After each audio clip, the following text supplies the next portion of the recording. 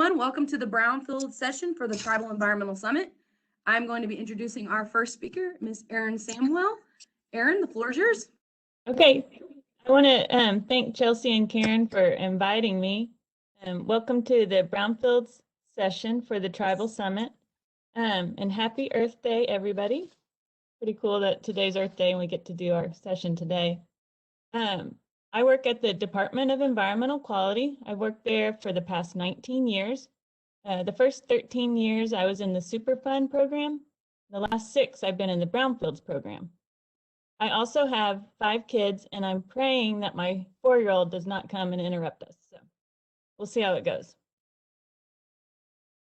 So the definition of a brownfield site is any site that has perceived contamination. It doesn't even have to have real contamination. It can just be perceived contamination. So I think that's good for us to keep in mind. So a little bit of background. In 1970, Nixon created the Environmental Protection Agency. I got to keep up with my notes. A lot of things had happened. In 1963, smog had killed 400 New Yorkers. Lake Erie's oxygen content was so depleted that there was little life. There was an oil spill off of California in '69. And so in 1970, Congress and Nixon created the Environmental Protection Agency. Here are federal laws. I want you all to draw your eyes to the one that says Love Canal, because that's when Superfund was created. And Brownfields is born out of Superfund. So in 1890s, William T. Love began building a shipping lane that would bypass Niagara Falls, but it was never completed. And in the 1940s, Hooker Chemical Company dumped industrial chemical waste in the ditch, covered it with soil, and sold it to the city for $1. So buyer beware of really low land prices, right?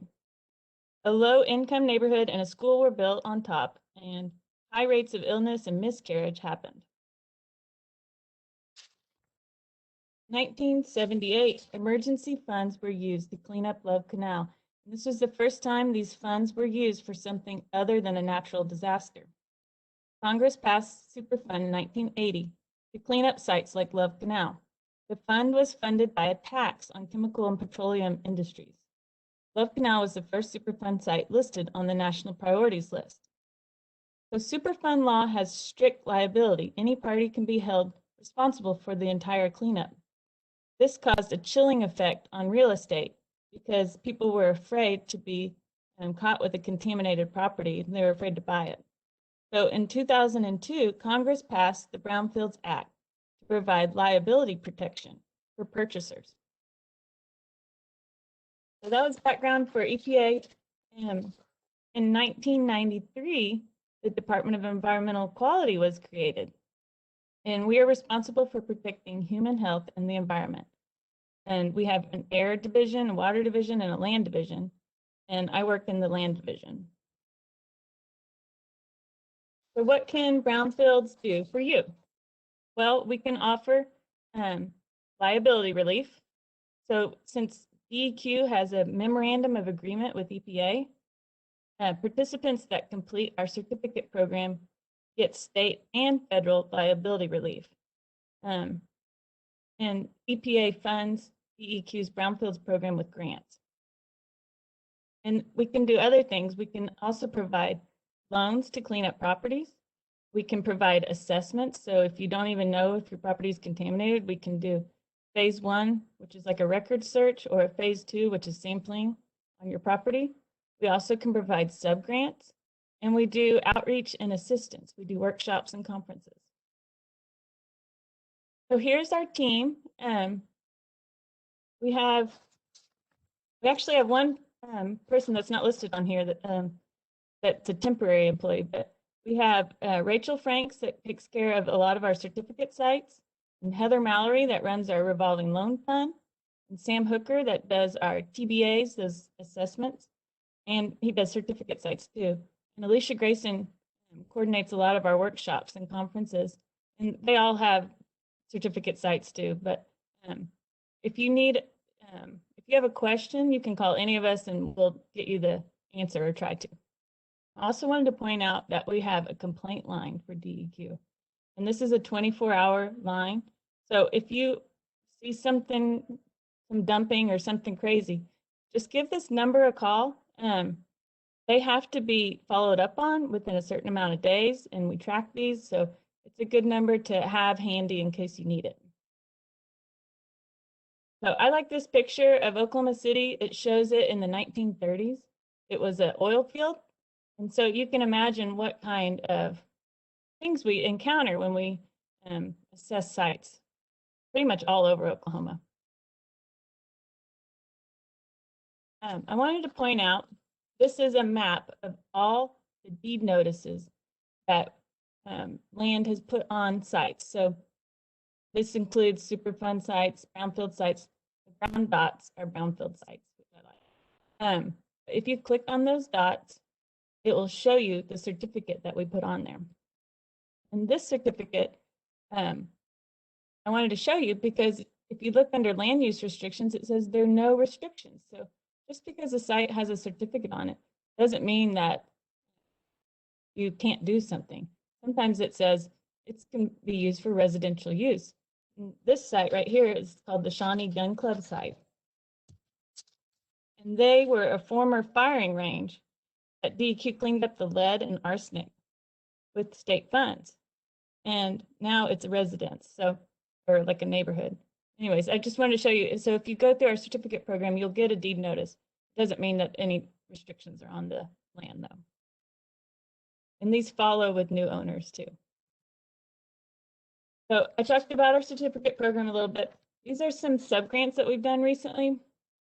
The Tulsa office building is real recent. We just got that one signed. And I have some pictures of some of the others.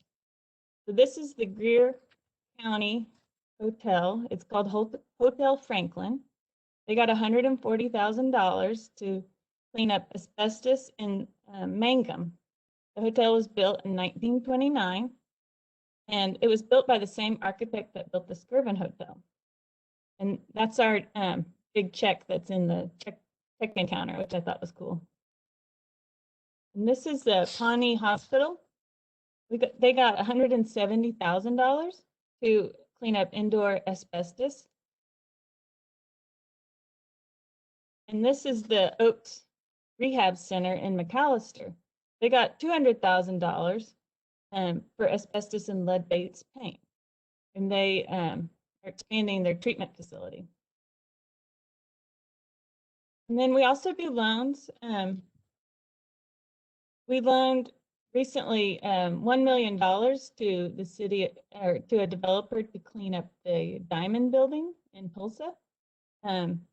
They have asbestos on their floors, and Tulsa also loaned them $1 million. So it's a $2 million cleanup.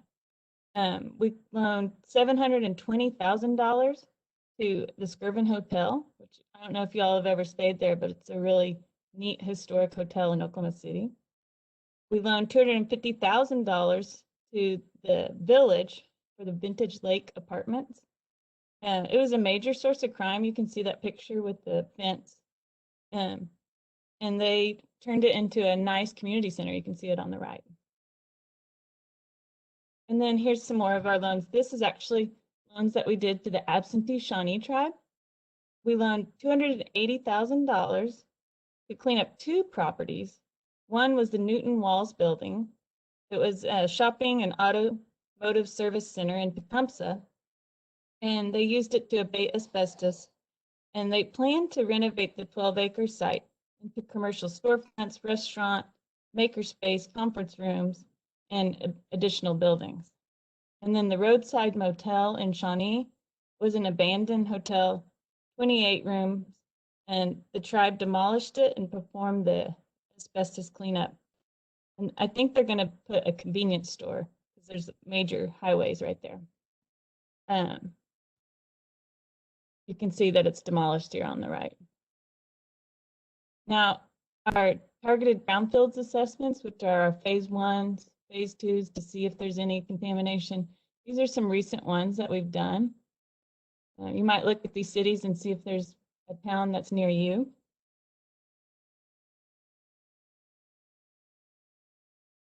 And I wanted to let you all know we have a national conference coming. It's going to be, you might see it said September, but they've recently moved the dates to December. So it's going to be December 8th through 11th in Oklahoma City. And registration opens in August. You should check out their website. And if you all want to get involved with it, just let me know. It's going to be people from all over the nation coming that are excited about Brownfields. So it'll be a really cool opportunity. I wanted to tell you, we have some other really helpful programs in land. And the first one, if you haven't heard of it, is a tire program. And we can clean up tire dumps for free. And the manager is Farella. She's super helpful. So take a picture of this slide because these people can help you if you have some illegal tire dumps. We also have a community revitalization program. They will help city and county governments to resolve environmental issues. And then the last one, the solid waste grants. They have grants for a food recovery program. So if you have unwanted food that can go to feed people instead of going to the landfill. And they also have grants to host household hazardous waste or electronic waste collection events. And they even have large equipment grants, like if you wanted to buy a chipper so you could make mulch out of wood instead of putting it in the landfill. And they have grants for environmental officers. So if you wanted to pay the salary and fuel and supplies and security cameras for someone to prevent illegal dumping. And then I wanted to tell you all about the school chemical program. Any school can, any public school can apply for this. And if they have a lab that has chemicals, they may not even know if they're still good or what they are, and they want to get those picked up.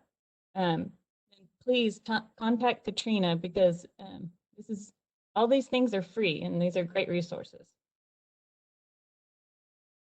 And then I wanted to tell you, we have a sister agency, the Oklahoma Corporation Commission. They oversee all oil and gas production except for refineries. So if you have a gas station in your area that is abandoned, contact these people, Jeff and Madeline. They are super helpful. And I've seen them do remediations where the people don't have to pay. So if you have a leaking underground storage tank, then you need to give them a call because they have resources to help with that. And then I also wanted to tell you about TAB, and TAB stands for Targeted Assistance to Brownfields. Sorry. These people are also really helpful and all their services are free. They do workshops, they do conduct community outreach, they can help you inventory your brownfield sites or apply for EPA grants. They've done visioning sessions where they've hired an artist to do drawings of things that the community might want to see in an abandoned place, which it really does help the process and help people reuse these properties. And then lastly, here's my contact info. And I did not see the chat. Chelsea, did we have any questions? Hey, Aaron, I don't see any questions on my end, but you may go ahead and check your chat box as well. Just to make Okay, sure I got nobody questions. directed anything to you. I don't even know how to see the chat box. Kind of hover over the top, Aaron, and then there'll be like a little chat box. Oh, okay, now I see it. Let me see. I don't see any, but if you all think of a question after this presentation, just feel free to send me an email or call me. And I think that's it. I might have gone too fast, but that's okay, right? Yes, that's okay. Okay. Yeah, and if anyone has any questions for Erin also, and you can't remember her email or whatever, you're more than welcome to email myself or Karen Dye, and I can get those to Erin anytime. Okay, thank you, Erin. Thank you. Elizabeth, I'm going to pass presenter privileges over to you.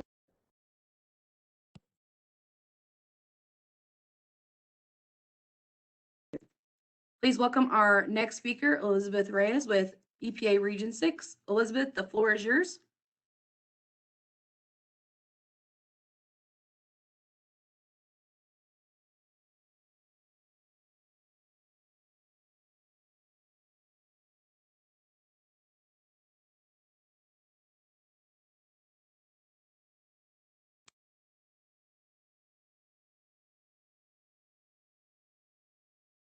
see.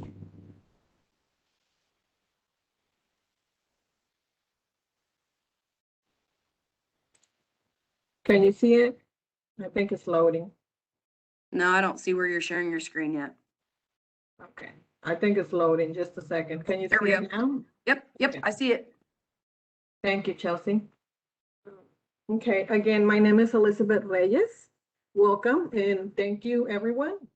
I work in the Grants and Brownfields program at EPA Region 6. I've been here with the Grants and Brownfields program for a little bit over a year, but working for EPA, I've been here almost 21 years this year. So bear with me if you have any questions and I don't have an answer on anything related to Brownfields. Again, I've been here a little bit over a year, so I'm still learning, so just bear with me. Again, thank you for being here, and let's proceed with the presentation. How can I move this, Chelsea? You may just have to use your arrow buttons on your keyboard. Hold on. Okay. There you go. Okay, thank you. So, like Aaron mentioned, a brownfield is a site where there's a present or potential presence of a hazardous substance or pollutant or contaminant that may complicate that property's expansion, redevelopment, or reuse. In other words, it can be any site, whether it's contaminated or there's a belief that it's contaminated, and this property is not good for redevelopment or reuse.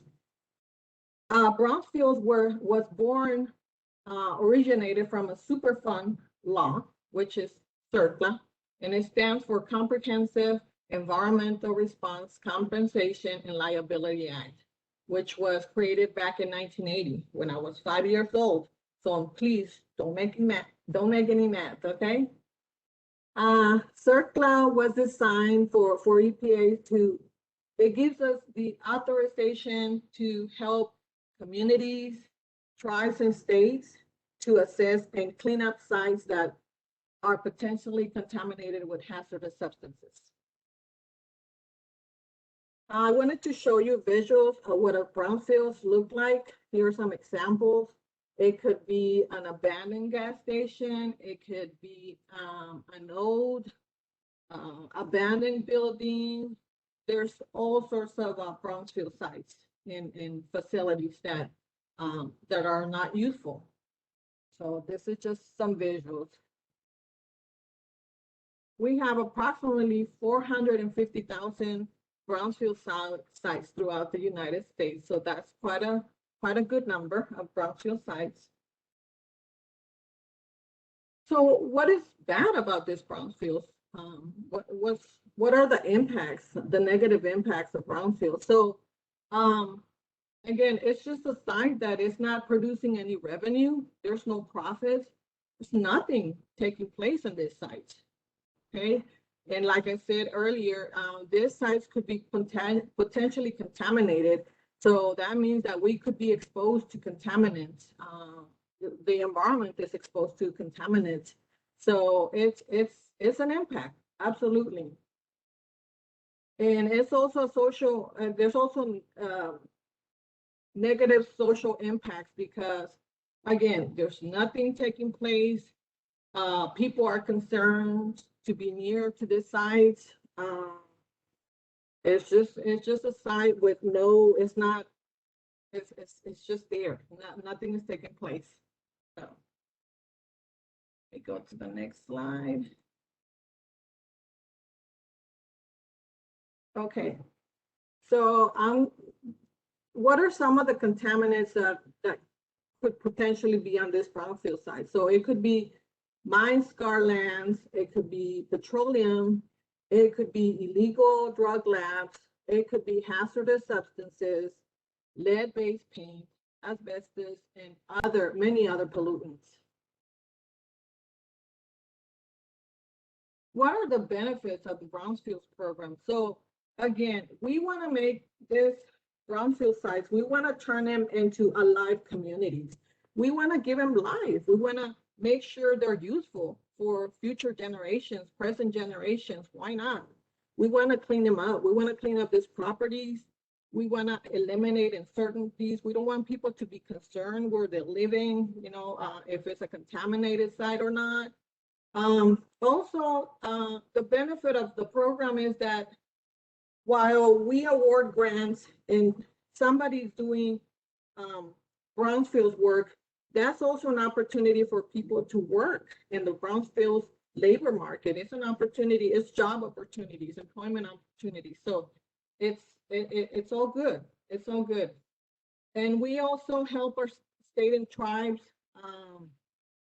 with funds to improve their Brownfields response program. They oversee the assessment and cleanup of sites. So we help them do that too. So again, one of the benefits that we see on property value when we clean up a site is that the property value increases by 5 to 15% when brownfield sites are cleaned up. So again, this is a big benefit of the Brownfields program. Go to the next slide. So there is a process on the Brownfields revitalization. So it all starts with the vision. It all starts with goals. What do you want to do with your sites? Okay. So if you plan to revitalize those sites, that's great, because guess what? You can get assistance from us, from the states, from the tribes. Okay. So after you define or determine your vision, you want to identify brownfield sites. You want to conduct a survey and see how many brownfield sites you have on your property or whoever's property. And then let's say you identified out of 10 acres, you identify, I don't know, 5 acres of brownfield sites on this property. So you want to prioritize which brownfield sites you want to work on. Out of 5 acres, I want to work on 3 acres, whatever your goal is. You want to prioritize which brownfield sites you want to work on. And then next, you're going to conduct assessments on this site. You want to make sure, you want to find out if there's contaminants on this site, okay? And the assessments consist of phases, phase 1, phase 2, phase 3 assessment, and there could be other assessments as well. But the more significant phase assessments are 1, 2, and 3. Phase 1 consists of research, finding out who owned the property, who owns it. It gives you history of the site. It gives you information of the activities that have taken place on that site. Phase 2 consists of sampling. That sampling is going to tell you if the site is contaminated or not, okay? And if it's contaminated, which type of contaminants are on this site. So that's what phase 2 is going to tell you. Then once you find out that your site is contaminated, then you can work on a cleanup plan, and that's phase 3, okay? So that's to give you an idea how this works. After cleanup, there comes the revitalization or reuse plan in the implementation of this. So again, just bear with me. If you have any questions, feel free to ask, send questions on the chat.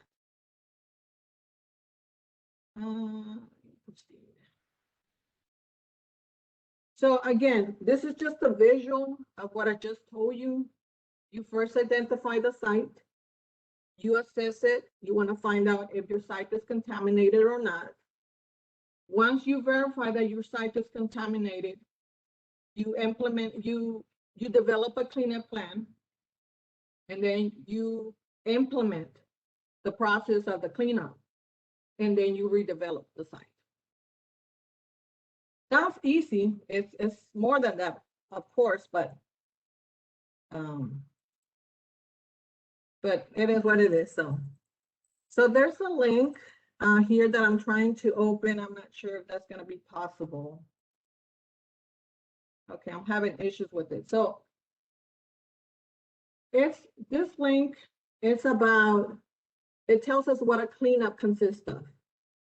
I want to talk a little bit about this because there is a understanding that a cleanup consists mainly of debris removal. And that's not necessarily the case, okay? A cleanup is more than that. It consists of different types of cleanups, okay? One of them could be excavation, okay? Excavation means when you dug up contaminated soil from the site, and then you replace that contaminated soil with clean, new soil. That's one type of cleanup, excavation. Then we have tank removal, okay? For those sites that are abandoned gas stations, we can help funding those type of activities where cleanup activities where there's tank removal and sampling taking place in those sites. There is on-site method, I believe. I think it's on-site, and it consists of using chemicals to break down the contaminants. There's also bioremediation, where it consists of using natural ingredients to break down the chemicals. And there's another one where there's root systems that are used to, same thing, to balance the soil, to stabilize the soil, and to break down the contaminants. So there are different types of cleanups. It doesn't mean that it's debris removal. It's not necessarily the case. It's different types of cleanups. So I hope that makes sense. I guess Chelsea's gonna share later the PowerPoint presentation, and hopefully you have access to the link to the information on cleanups. So next slide. So how can we help you? How can EPA help you? What are some of the resources that we offer? And one of them is our grants. We have approximately 6 grant programs in our Brownfields program. So I'll go over that in a minute. We also have the targeted Brownfields assessment, and we also have technical assistance to Brownfields, what Erin mentioned earlier. So again, we have 6 types of Brownfields grants, funding opportunities. One is assessment grants, revolving loan funds, job training grants, state tribal response program, multi-purpose grants, and cleanup grants. Those are 6, okay? That's a lot.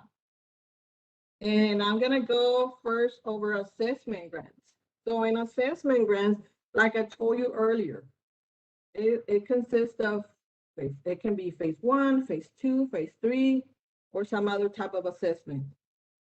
And we award up to $300,000, but if it's a coalition assessment, meaning that it's not only we have an applicant plus other partners working with this applicant, then that's called a coalition assessment, and that's up to $600,000 that we award. Again, the $300,000 one, that's just one applicant, one working on one community. Coalition is working different partners, working with different partners on different sites, typically located in the same area. Okay. So why are assessment grants good? What do they have to offer? Well, again, they're good to conduct inventories, prioritizing sites.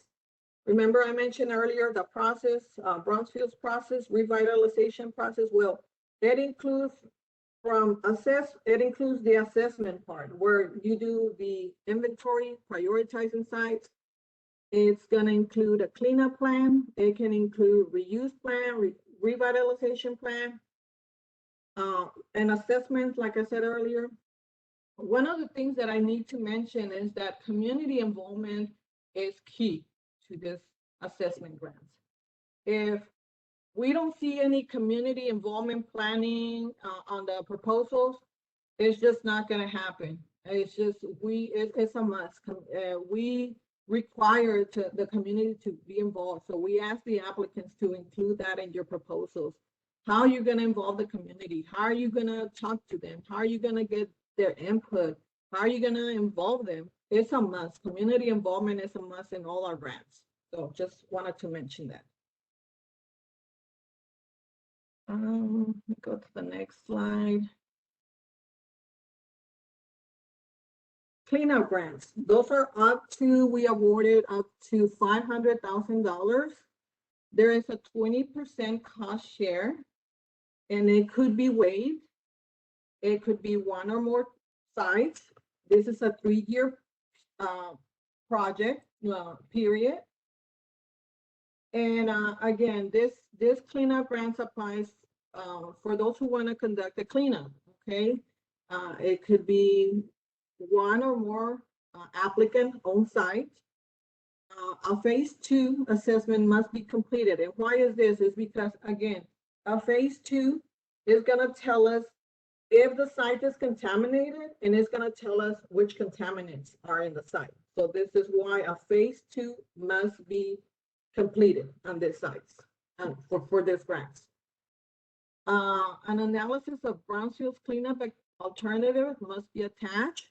And again, community involvement is a must on this grant proposal. So community involvement, community involvement, community involvement. That's a big one. So we have the multi-purpose grant. Those are up to $800,000. There is a $40,000 cost share, and there is no waiver on this one. It's a 5-year project period. What I like about this multi-purpose grant is that you can do anything with it. You can do cleanup plans, you can do reuse plans, you can do assessments, developing inventories, prioritizing sites, again, community involvement. You can do anything with this multi-purpose grant. So it's kind of flexible. Of course, there's rules involved, but I'm not gonna get involved. I'm not gonna go over that right now. One of the things that I need to mention about this is that if you're thinking about acquiring property and you're thinking about applying for a grant, then you need to conduct a phase 1 prior to acquiring this property. Why is that? Because it's not only going to give you some history of the property, but again, if you don't conduct this phase 1, you might not qualify for a grant. And the other one is that you could be liable for any contamination that took place prior to buying the property. So it's better if you just conduct a phase 1 and address that. So.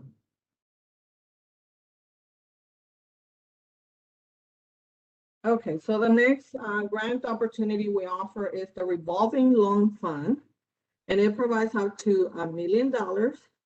You can loan to public or private developers. The grantee determines the loan terms. There is a 20% cost share and a 5-year performance period. So again, nonprofit community development entities are eligible for this. Eligible activities include cleanup, loan program implementation, and confirmatory sampling only. Eligible individual entity or as a revolving loan fund coalition comprised of 2 or more. It can be 1 or 2, so it depends.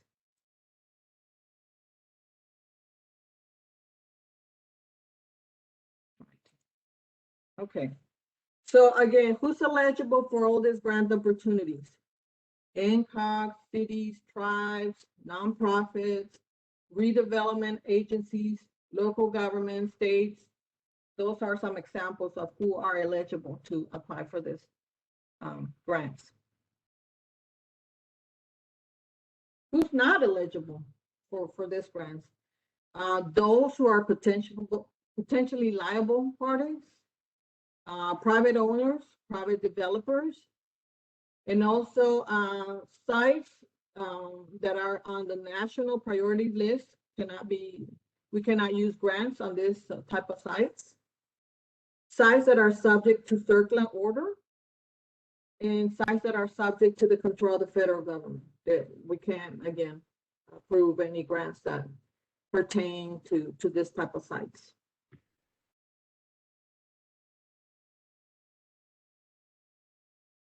Okay, so the next, I guess you might wonder, well, when can I apply for this grant? It's probably gonna come, the solicitation will probably come out late 2021. So stay tuned. The information will definitely be in our website, APA's webpage, and also on grants.gov. You could also find guidelines there in grants.gov. You can find all sorts of information there.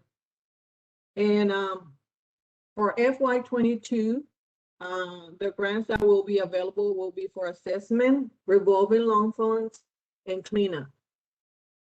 Revolving loan funds, we give those every other year. And multipurpose grant, we give those every other year too. Like we're about to award multipurpose grants for FY21, but there was no revolving loan funds. We will be issuing revolving loan funds next year, FYI.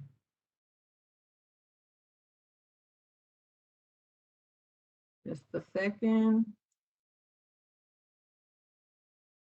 Okay, one of the things that helps our applicants to qualify for a grant is if they work in an opportunity zones. What are opportunity zones? There are economic development tools that allows people to invest in distressed areas in the United States.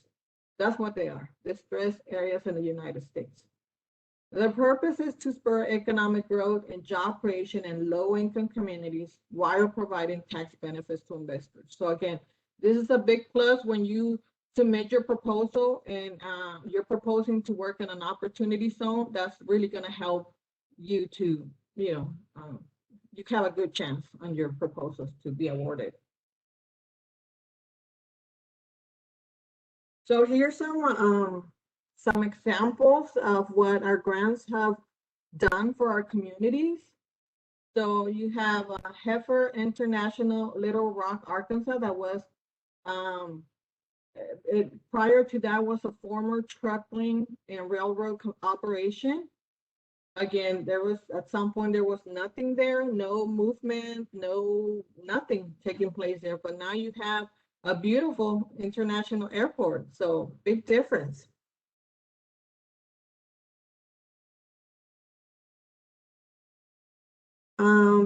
In New Mexico, we had the former rail yard that turned into art district.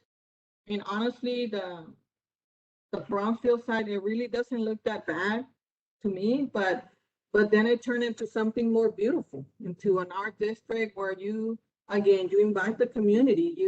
This is for the community. This is the community. So this is why it's important to have the community involved. It makes a difference when there's people around. It just gives life, it just makes it beautiful. And then you have, we have a Brownfield site in Louisiana. It was old abandoned building turned into this beautiful building for business. So again, those are just examples. That's what we can do with this resources. So now I'm going to talk about job training. And the purpose of this grant is to allow organizations to recruit, to train, and to place unemployed and underemployed residents of areas affected by the presence of brownfields. So what's the goal of this grant? Well, it's to develop skills needed to secure full-time, sustainable employment in various aspects of hazardous and solid waste management and within the larger environmental field. So I like this grant because it deals directly with the people. We try to train people, well, not us, but organizations train people to get a job in the environmental field. And this is people who are not employed, who could be veterans, who live in low-income communities. I mean, we're trying to really make a difference in this community. So this is what I like so much about job training grant.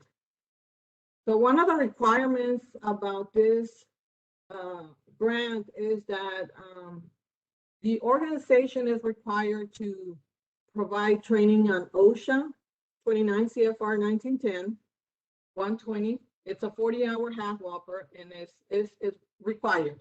Period. That's a must. It provides up to $200,000. It's a 3-year grant. It's a competitive grant, and the grant proposals announcement will probably be also in late 2021. And we'll have all the information on our EPA Brownfields webpage. We generally award 15 to 17 grants a year nationally. So let me go to the next.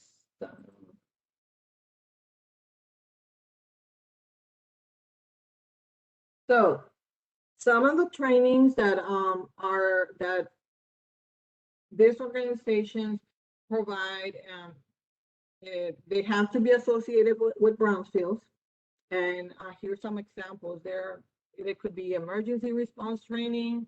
It could be assessment, inventory analysis, remediation of sites training, integrated pest management training, landscaping, advanced energy technologies, and many more. There's plenty of training to be provided that relates to Brownfields. So the following information is point of contact for our grants. For assessment grants, we have Denise Williams, and you see her number, her email address. Paul Johnson, he's the coordinator for cleanup grants. And Kamisha Scott, she's the coordinator for revolving loan funds and job training grants. So again, I hope this PowerPoint presentation is shared with you so you can have that information.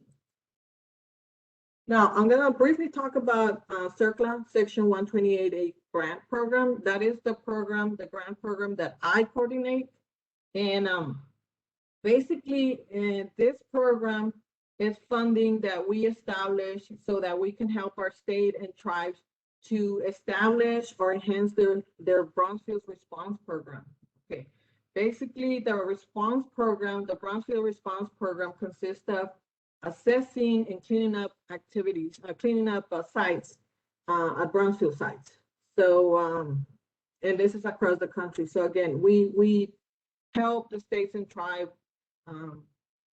with the overseeing and conducting assessments. So, and then we also, this helps us have a relationship with our state and tribes. Thanks to this, this is one of the ways how we keep connected with our state and tribes, because we develop this relationship. This is not about only funding them, but this is about having a strong communication with them. We want to work with our states, we want to work with our tribes, and we try to do our best. So again, this is a way of, again, this is not only a funding opportunity, this is a partnership opportunity.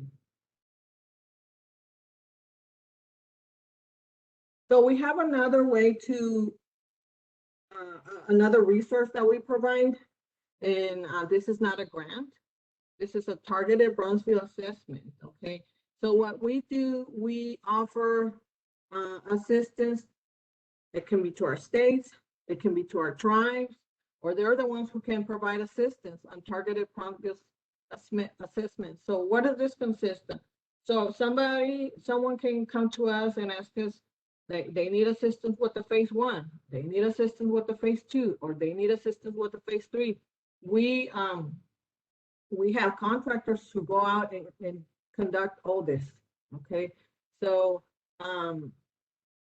this is again another resource that we provide. And again, if you have questions or need more information on that, you can reach out to Roxanne Welch.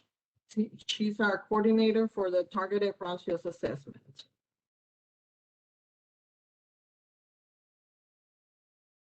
Aaron mentioned earlier that the Kansas State University, they have a technical assistant for Brownfields. And basically, they're our partners. They're there to help us with this program. They're there to provide information. Maybe people don't want to come to us because I don't know, they don't like us and or whatever, and that's okay. They can go to Kansas State University, the tab, so they can get a technical assistance from them.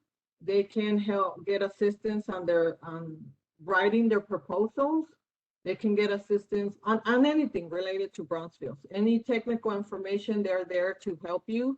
I work with Scott, and he's a very nice person. I have his information, point of contact information. No, that's not it. He is the one who coordinates this program, and a very useful resource. So definitely I recommend this if you have any questions. So here's more links to our web pages, more information. There's plenty of information out there. I put in, it just will be, a day is not enough to provide all this information, but here's some links that could provide a clarification on your questions.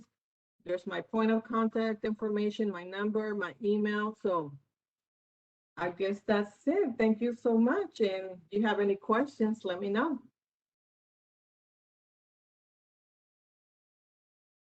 Thank you, Elizabeth.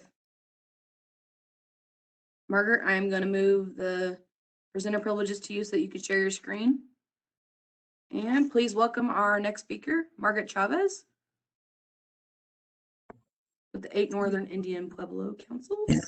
Well, actually, I sent my slides to Karen. Well, you guys. Oh, are you not able to share your screen? I could, I guess. I just have to find it. I wasn't ready for that. Let me see. Hold on. It's just easier, Margaret, if you share your screen. Okay, let me try. Because then you don't have to tell me next slide and so on and so forth. It's just okay. Easier.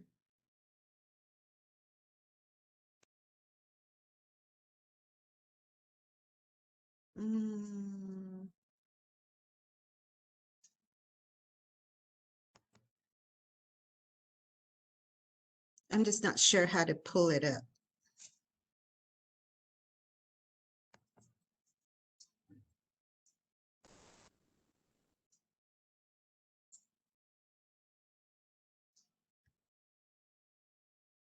Try to share your screen again.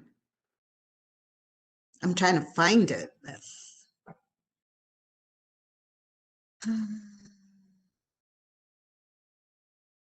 Hold on a second. Let me see if I can. I'll just... Okay, because I wasn't prepared to. Oh, sorry. I'm sorry, Margaret. Normally, everyone just shares their own screen. I guess I thought you were just sending it to us for future reference. Hold on a second. Let me get it pulled up. All right. I can share it. Okay, good.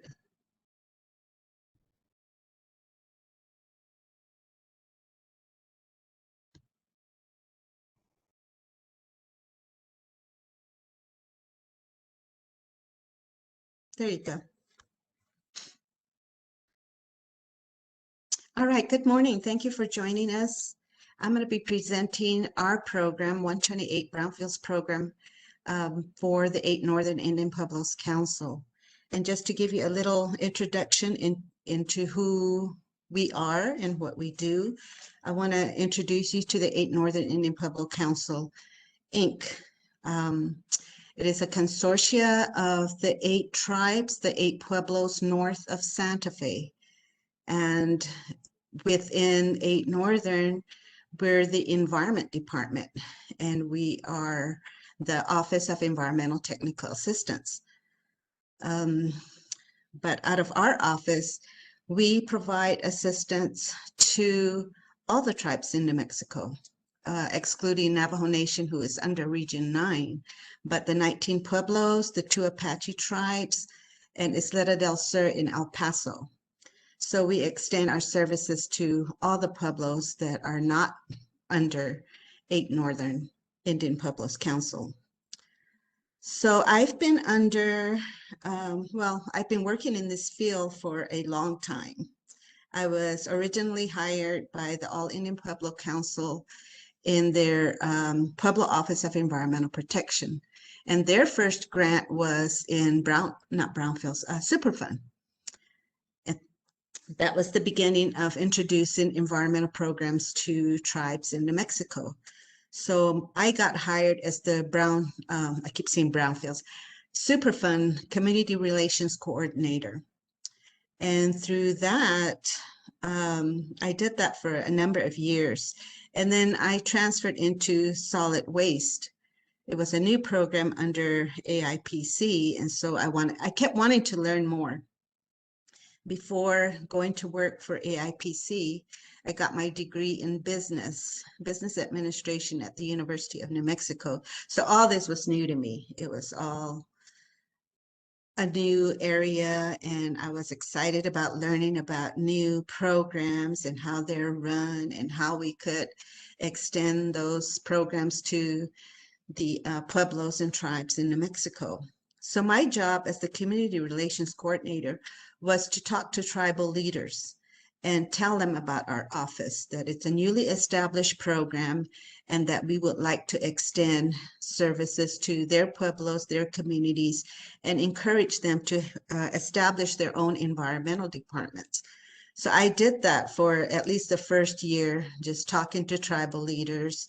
And at that time, none of the pueblos had their own program, environmental protection program.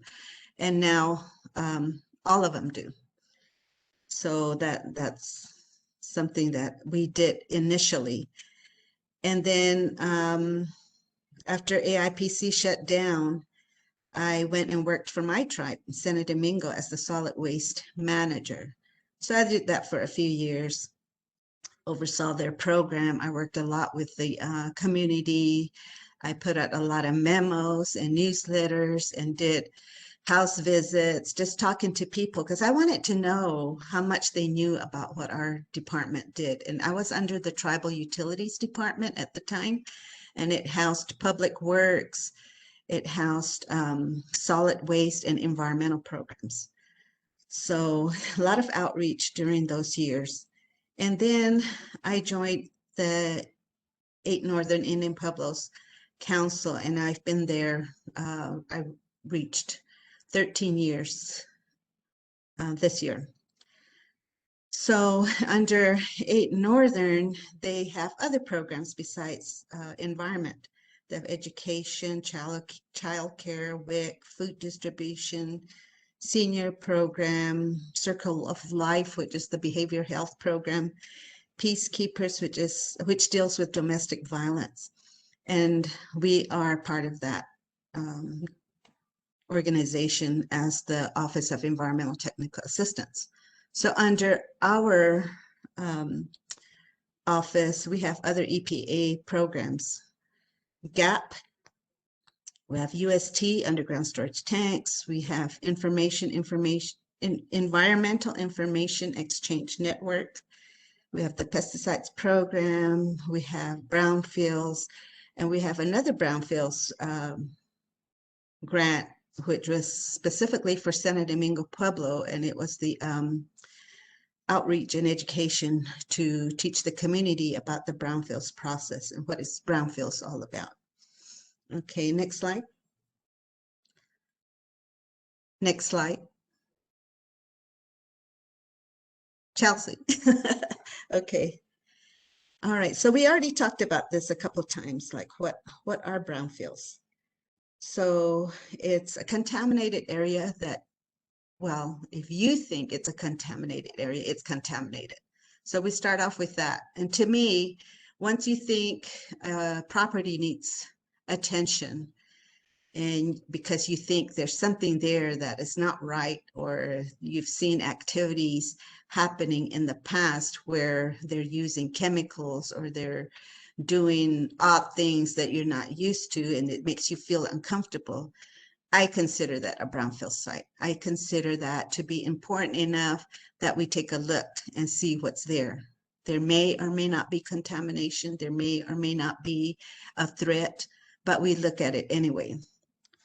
So next slide. So we talk about the different phases, and Elizabeth mentioned these, and we educate the community about each of these phases, and it looks really clear and kind of fast, and it's not. To me, phase one takes a lot of effort, and there's a lot of opportunities for community involvement, which is different for tribal communities because most of you might know that in tribal communities, we have tribal leaders that decide what's best for the community. Never have we been asked what's good for you. What do you need? What do your children need? What do your elders need? And in Brownfields, in phase one, we do that. We make sure the community is involved, that their input is listened to, and that every step of the way within the Brownfields process, they are involved. So that's really, really important. And under the Brownfields process, we also look at opportunity for partnerships. And under the 8 Northern Brownfields program, we have established partners that are really productive, not just for our office, but for the communities. We work very closely with the New Mexico Environment Department, the state tribal response staff. We work very closely with EPA. And there were times when public communities would come to us and say, well, we have this property, we want you guys to come out and look at it. So I have been able to make those site visits with the state, with EPA, and it has proven to be very productive in that at the point, in that time and place, either NMED will step up and say, well, I can do phase ones. So the state hires contractors to do their phase ones. In our office, we write our own. And then EPA may be there and says, well, if it happens that in phase one, there are contaminants that are found, or we actually look for recognized environmental conditions or RECs. If there are RECs found, then I can do phase two, which is the actual sampling. And what sampling does is it confirms that there are contaminants on this site and how far have they traveled. If it's in the ground, how far down has it gone? Is there a threat to groundwater? Has it spread out? Is it going into an arroyo in an area where it could reach groundwater? So all those threats are looked at. And so when we go on the site visits, we determine those things. Who is going to address phase one or phase two? And then along with those partnerships, we have also partnered with the Northwest New Mexico Council of Governments. They're out of Gallup, New Mexico, and they work very closely with Gallup, Zuni, Laguna, and Acoma. So even they have addressed phase one and phase two for Laguna Pueblo, and I believe for Acoma Pueblo. And we all went as a group to these sites to take a look and see what was going on. So it helps to have partnerships. We also have partnerships with the University of New Mexico, their Indigenous Design and Planning Institute. And with them, what we did was in Acoma and Cochiti Pueblos, we looked at their sites and we wanted to find out, well, what are your plans for reuse or redevelopment? So we got the community involved and we did a number of community outreach, and we asked them, we did a short survey, very short, like 3 questions to different groups. We met with the senior center, the elders there. We met with the tribal employees. We met with the general public. We met with the day school, the kids. We went to each classroom and we asked the kids, the same questions. And it was interesting to see how the children responded to our survey. And basically, I asked them, so if you had all the money in the world, there was no problem to pay for a building that you really wanted or something that you really want in your community, what would that be?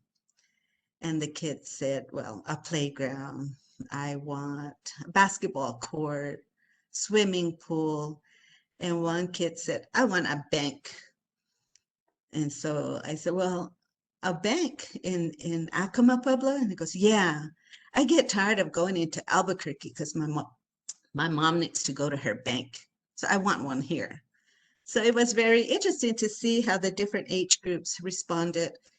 And we did this community involvement utilizing the University of New Mexico, IPI, their students. So what they came up with is for one community, they just did a report for us, just detailing the results of the survey. And for the other community, they actually did little models. And we were looking at a gravel mine area where it was away from the Pueblo on the eastern outskirts of their reservation, where it neighbors to Hispanic community. And each of the models displayed what the community's wants were. They wanted economic development, they want to provide jobs, they want to attract tourists, they want to do something for kids to go to. So some of these models had recreation, like over multi-purpose area where kids can play games, where they can play basketball. Another was a movie theater. And the movie theater, the construction of it just went with the layout of the gravel mine. So not much earth moving had to be done. And the other one was to develop a grocery store with plants and all kinds of stuff. So there was 5 different projects or models that were presented to the Pueblo. So that's how we use their partnership, the University of New Mexico partnership. And then we also partner with the Santa Fe Community College. And they have recently received an award for a Brownfields job training grant. It's going to be their 3rd award in this area. And how we help them, or how we are involved, is we help in the recruitment. We help recruit individuals from the tribes. We make sure the word is out there and make sure everybody knows about it. We send emails to human resources, to job training, what do they call it? WOIA, where they help people to go back to school and they pay for their tuition, for transportation and stuff like that. We make sure they have information, and we send them to education departments. So people have the opportunity to participate in these job training programs. And out of that, we've had a number of tribal people be trained in the certification classes. So it's been a good partnership. And what helps in this partnership is the leveraging of funding. We don't get a whole lot of funds. It's only enough for salaries and to do the phase 1 reports, but we don't have enough money to do cleanups. So that's why partnerships is very important, and they can really come into be handy for the Pueblos especially. So those are some of the things that we do. And then under partnerships, we also enhance our capacity building. The state, through their tribal response program, has helped and trained us in, when we were first starting out in doing the phase 1 assessments, they practically held us by the hand and said, come with me to the UNM, University of New Mexico library, and I'll show you how to do research. This is where you go to get information. This is where you go to get maps. This is where you go to look at Sanborn maps. This is where you go to get aerial photographs, and, you know, just held us by the hand and trained us. And that's where we learned the process of doing background checks and the historical information on different sites. The problem is there's no information, not anywhere, not at the libraries, not with the pueblos. So what's different with our tribal response program is we depend on interviews, and that's an allowable activity under the Brownfields grant. In order to gather information on a site, we talk to the elders. They have a lot of history in your communities, so we depend on that. And then we talk to tribal leaders. You know, what do you know about this site? When did it start? What has taken place over here? Was it something else before? We have looked at a site where it started as a school, a small school building. And then within that school, they started doing auto mechanics, they started doing art, they started doing where it involved activities with use of chemicals. So that raised a flag and said, okay, we got to do more investigations. What kind of solid waste disposal did they have? What kind of public service did they have, like their water, their sewer? You know, did they have septic tanks? Were they connected to the main sewer system? And if there's contamination, what's the distance to the nearest residence? We just looked at everything. So it helps in talking to elders and talking to tribal leaders when it comes to doing these investigations. And it's kind of interesting. You get to meet a lot of people. You get to see what they're thinking, and, you know, where they would like to see their future of their community and how much change it has gone through over the years. So that's how we use our communities in doing the phase ones.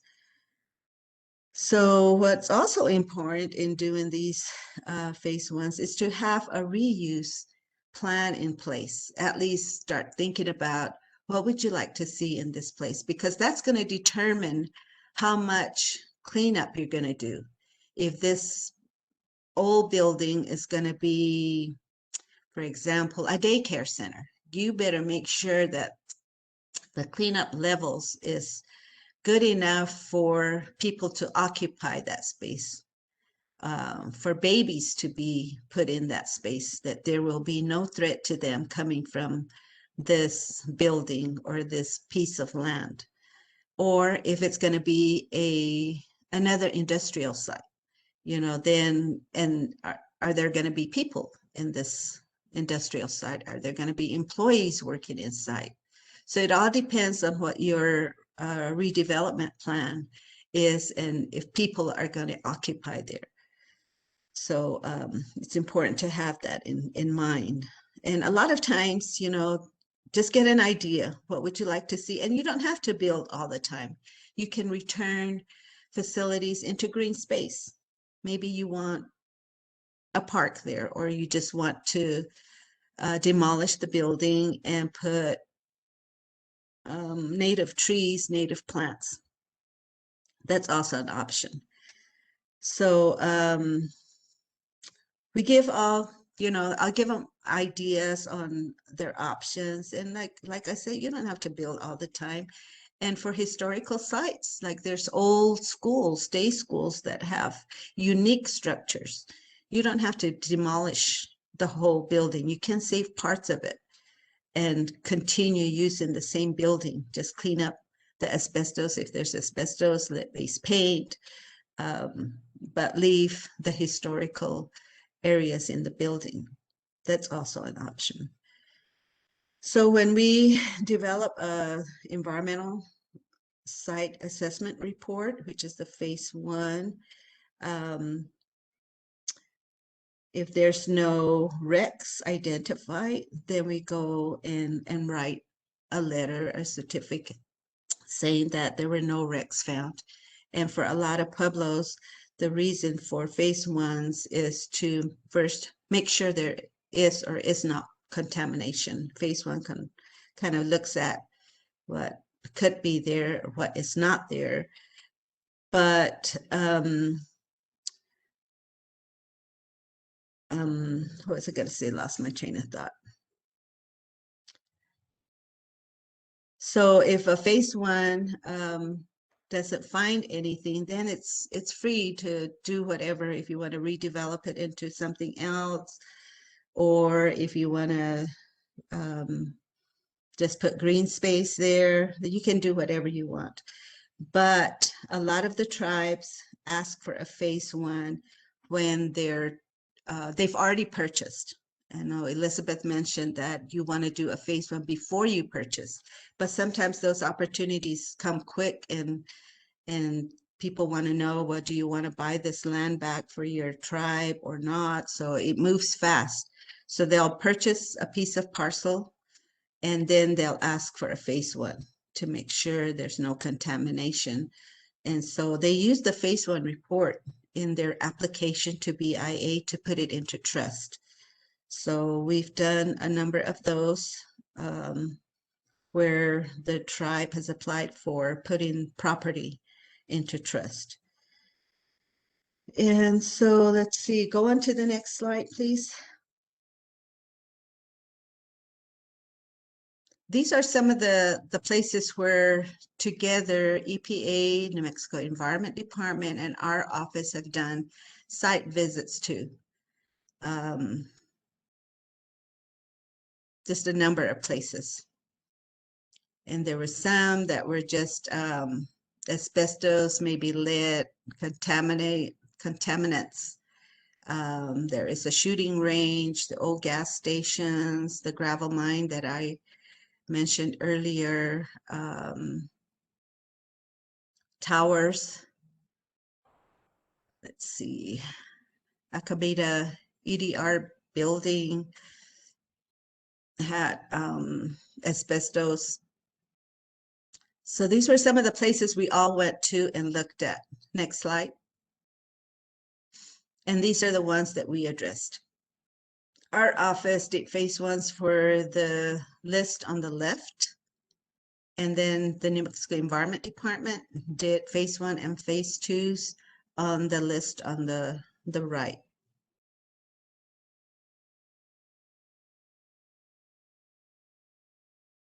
So one of the places, the old Laguna Akamahai, they had, I believe it was a bus servicing building that was there. It was an old building, and since then they've cleaned it up, and now it houses the Environment Department and the Natural Resources Department in that building. So some of them have been redeveloped and revitalized, and some of them are in the works of cleaning up.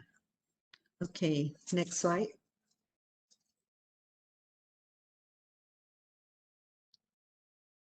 These are some of those properties that I talked about.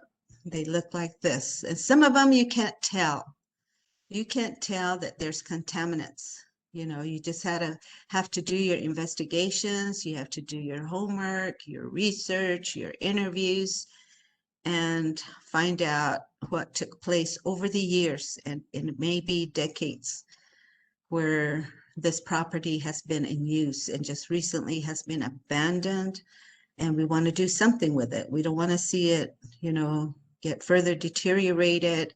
We don't want to see kids getting in there, getting hurt. And we usually prioritize our sites depending on the threats. There could be health threats, safety threats. There could be a threat to the environment, you know, that maybe there was a UST, a leaking UST, and that petroleum is traveling down, and there's a river nearby, there's a stream nearby, or natural springs.